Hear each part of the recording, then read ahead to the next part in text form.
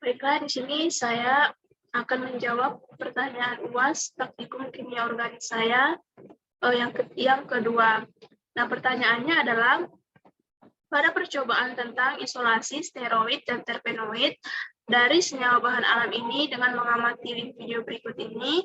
Yang pertama, temukan sekurang-kurangnya ada 3 bagian kejanggalan di dalam proses isolasi steroid dan terpenoid. Dan yang kedua adalah jelaskan juga sekurang-kurangnya 3 poin penting keberhasilan mengidentifikasi steroid dan terpenoid berdasarkan video tersebut. Nah, yang di sini yang pertama saya akan menjawab yaitu kejanggalan dalam proses steroid dan terpenoid berdasarkan video percobaan yang telah saya amati. Nah, yang pertama itu kejanggalan yang pada video tersebut yaitu sampelnya tersebut langsung dilarutkan dengan menggunakan metanol tanpa dihaluskan terlebih dahulu, yaitu pada menit ke-5 sampai 26. Nah, pada bagian ini sampel tersebut itu langsung dilarutkan di mana sampel itu masih berbentuk kasar atau masih berbentuk serbuk, di mana ini langsung dilarutkan dengan menggunakan metanol. Di sini merupakan sebuah kejanggalan. Mengapa demikian? Karena jika langsung dilarutkan dengan metanol, maka kemungkinan sampel tersebut tidak akan keluar ekstraknya karena dia masih berbentuk serbuk dan belum dihaluskan terlebih dahulu pada saat proses dilarutkan dengan menggunakan, walaupun dia dilarutkan dengan metanol, karena dia bentuknya itu masih berbentuk serbuk, yang mana zat yang ekstrak yang keluar dari sampel tersebut itu tidak keluar secara maksimal. Nah, kejanggalan yang kedua yaitu pada sampel ini dimasukkan terlebih dahulu kloroform dan setelah itu dimasukkan air ke dalamnya, yaitu pada menit 10:01. Nah, ini merupakan sebuah kejanggalan. Mengapa? Karena seharusnya yang dimasukkan terlebih dahulu itu adalah air, bukan kloroform. Karena air disinilah yang berfungsi untuk melarutkan sampel tersebut. Dan kemudian setelah itu barulah dimasukkan kloroform tersebut. Nah, di mana dengan dimasukkannya kloroform tadi, maka terbentuk 2 lapisan.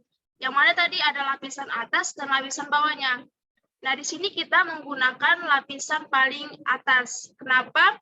Karena lapisan bagian atas itulah ekstrak sampel yang akan digunakan, sedangkan pada bagian bawah itu adalah berupa kloroformnya dan bagian atas itu adalah air hasil ekstrak tadi, yang mana kloroform yang berada pada lapisan bawah itu terbentuk karena massa jenis kloroform itu lebih besar daripada air, sehingga pada lapisan itu terbentuk 2 lapisan, yang mana pada bagian atas itu lapisan airnya, nah yang kedua itu adalah lapisan kloroformnya. Nah, di sini kita menggunakan lapisan pada bagian atasnya. Nah, kejanggalan ketiga yang saya temukan pada video tersebut yaitu ketika sampel tersebut itu dimasukkan langsung ke dalamnya itu langsung sekaligus, yaitu pertama asam asetat dan kemudian dimasukkan asam sulfat. Nah, ini merupakan sebuah kejanggalan menurut saya karena kita ketahui bahwasanya itu asam asetat dan juga asam sulfat itu sangatlah pekat dan sangat berbahaya. Namun pada video ini pada menit ke-15:20 itu langsung dimasukkan ke dalamnya, yaitu asam asetat dan juga asam sulfat, di mana hal ini tidak boleh dilakukan secara bersamaan karena bisa menimbulkan dampak, yaitu bisa terjadinya meledak ketika dimasukkan secara bersamaan, yaitu antara asam asetat dan juga asam sulfat, karena ini merupakan 2 zat yang sangat berbahaya. Nah, adapun 3 poin penting keberhasilan di dalam mengidentifikasi steroid dan juga terpenoid itu, yaitu sebagai berikut. Nah, berdasarkan video yang telah saya amati, yaitu pada menit 5:32, di sini proses yang sangat penting itu adalah proses ekstraksi. Nah, mengapa? Karena di sini sampel ini harus benar-benar diekstraksi supaya ekstrak dari sampel tersebut keluar. Nah, di sini kita harus menghaluskan terlebih dahulu sampel yang digunakan itu, dan jangan sampai dia berbentuk seperti kasar atau berbentuk kayak padatan gitu, dan ini harus benar-benar kita haluskan terlebih dahulu dan kemudian dilakukanlah proses ekstraksi selama beberapa hari atau beberapa jam. Nah, fungsi di sini supaya ekstrak dari sampel yang digunakan tadi itu benar-benar keluar dan benar-benar terekstrak secara sempurna.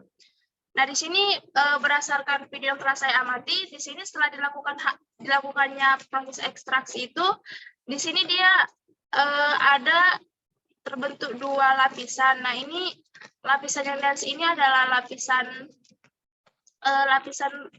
airnya, sedangkan yang bawah ini adalah sampel yang masih tersisa tadi karena dia sampelnya itu belum benar-benar halus pada saat proses pengekstraksian.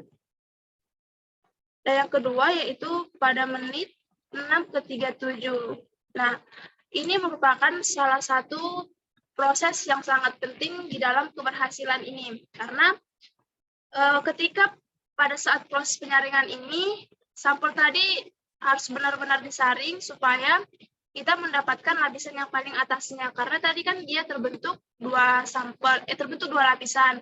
Nah, jadi di sini sampel yang kita gunakan ini yaitu teman-teman kita dapat melihat di layar monitor. Di sini lapisan yang paling atas inilah yang akan kita gunakan untuk proses selanjutnya, yaitu pada proses isolasi steroid dan juga terpenoid ini. Nah, yang ketiga faktor keberhasilan juga yaitu pada saat penambahan reagen. Nah, di sini reagen ini sangatlah berperan penting karena di sini asam asetat tadi dimasukkan ke dalam tabung B dan tabung C, yaitu kita dapat melihatnya pada menit ke-13:50. Nah, karena dengan adanya reagen inilah maka nantinya sampel tersebut terbentuk berubah warna, yaitu dari keruh menjadi jernih. Nah, sehingga di sini reagen tadi digunakan adalah Lieberman-Burchardt. Nah, isi dari reagen Lieberman-Burchardt ini adalah salah satunya asam asetat. Nah, ini sangat berperan penting karena dengan adanya penambahan reagen ini, maka tadi yang awalnya sampel tersebut berwarna kerut menjadi berwarna jernih. Nah, poin yang keempat yaitu dalam keberhasilan berdasarkan video tersebut yaitu penambahan dari asam sulfat tadi. Nah, mengapa asam sulfat ini merupakan salah satu keberhasilan dari isolasi steroid dan juga terpenoid? Karena di sini asam sulfat di sini juga mempercepat terbentuknya cincin berwarna coklat. Nah, di sini kita dapat melihat pada menit 16:09. Nah, di sini kita dapat melihat di layar monitor ini ada terbentuk cincinnya yaitu berwarna hitam. Nah, ini disebabkan karena tadi setelah dia dimasukkan katalisator ke dalamnya itu, maka asam sulfat tadilah yang mempercepat dari proses terbentuknya cincin pada sampel ini. Sehingga asam sulfat di sini merupakan salah satu katalisator yang mempercepat dan sangat penting dalam keberhasilan mengisolasi steroid dan terpenoid ini. Karena berdasarkan cincin inilah kita dapat mengetahui apakah dia mengandung steroid atau terpenoid. Nah, jika dia memiliki cincin berwarna hitam, berarti sampel ini mengandung steroid dan juga terpenoid. Dan sampai disitulah jawaban saya, yaitu jawaban nomor 2 UAS praktikum kimia organik 2 saya. Saya ucapkan sekian dan terima kasih.